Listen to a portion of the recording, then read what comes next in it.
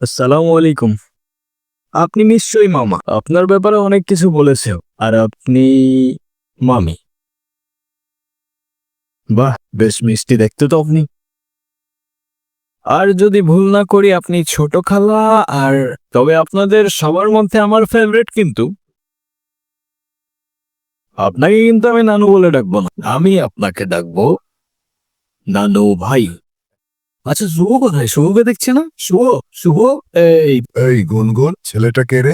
মামা, আমরা একে অপরকে ভালোবেসে বিয়ে করেছি। দেখছেন ভাইজান, আপনার আদরের ভাগ্নি খানদান বংশের পরিচয় না জেনে একটা ছেলেরে বিয়ে করে আনছে। হাব্বাজান, আপনি এখনো চুপ করে আছেন কেন?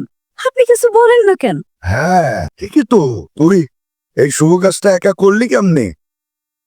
না, মানে সাহস পেলি কিভাবে? আব্বা, এতে মনে হচ্ছে আপনি খুব খুশি। এত কুতুর মুতুর করে কেন কথা বলছেন? আমার তো মনে হচ্ছে যে ভাই, কি হয় আপনার? আমার ওয়াই। কিছু বলবা? না, এই সব কিছুর মধ্যে আমি একটা জিনিস বুঝলাম না। তা কি বুঝতে পারো নাই তুমি? তুমি এইসবে রাজি কেন হলে?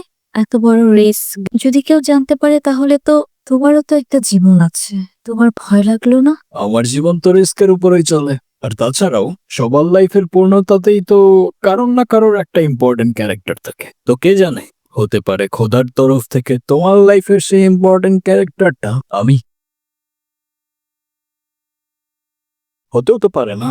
Thank you.